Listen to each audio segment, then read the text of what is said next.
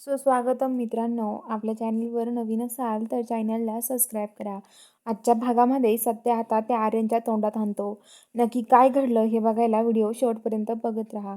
तर इकडे आता जी मंजू आहे, मंजू तिथे उभा असते. आर्यन म्हणतो की मंजू इथेच थांबा आणि आर्यन आता तिकडे पळत जातो आणि लगेच तो त्या माणसाकडे जातो, एका फुलाच्या गुच्छावाल्यांकडं. त्यांच्याकडे जाऊन तो फुलाचा गुच्छा घेतो आणि त्या माणसाला आईस्क्रीम देतो.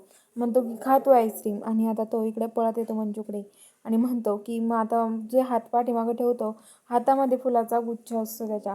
आणि मंजू म्हणते काय आहे आर्यन हे सगळं. आर्यन आता फुलाचा गुच्छ गुडघ्यावर बसतो, मंजूला प्रपोज करायला लागतो. मंजू म्हणते की आर्यन हे सगळं काय चाललंय तुझं, कळतं की तुला काय कसं करतोय तू. अरे तुला सांगितलं ना मी, सत्य सोडून माझ्या आयुष्यात दुसरं कोणाची जागा नाही आहे, त्यामुळे तू का तरी पण असं करतोय. मला अजिबात इंटरेस्ट नाही या सगळ्या गोष्टींमध्ये, असं म्हणत असते मंजू. तर आता आर्यन म्हणतो की असं काय करते, पण तरी पण मला सत्य, मी कुठं म्हटलं सत्याची जागा द्या मला, सत्याची नको देऊ पण मला दे ना जागा तुझ्या आयुष्यामध्ये, मला दुसरी जागा निर्माण कर, सत्याची जागा नको आहे मला, असं म्हणतोय मी तुला, असं मंजूला म्हणतो. तर मंजू म्हणते नाही, माझ्या सत्याच्या शिवाय मी दुसरं कोणाकडे पण बघणार नाही आणि जागा पण देणार नाही, असं म्हणत असते. आता इकडं जो सत्य आहे तो तिथे त्या आत्याबाईला घेऊन आलेला असतो. आत्याबाईला तिथे सोडतो आणि सत्य इकडे तिकडे पाहत सुटतो की मंजून त्या कुठं आहे. तेवढ्यात त्याला ते मंजू पायरीवर उभा दिसते. तर इकडे आर्यन आणि मंजू इकडे फिरत असतात फुलाचे गुच्छ हातात घेऊन. तेवढ्या तिकडून सत्य त्यांच्या पुढे जातो.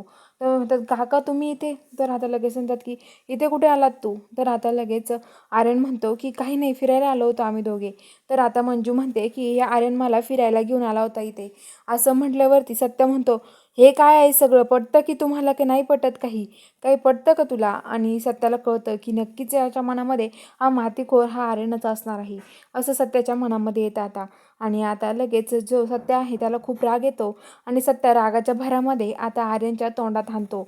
आणि आता मंजू तिथे बघत राहते. तर चला बघूया आता पुढील भागात नक्की काय ट्विस्ट असणार आहे हे बघायला चॅनलला सबस्क्राईब करा.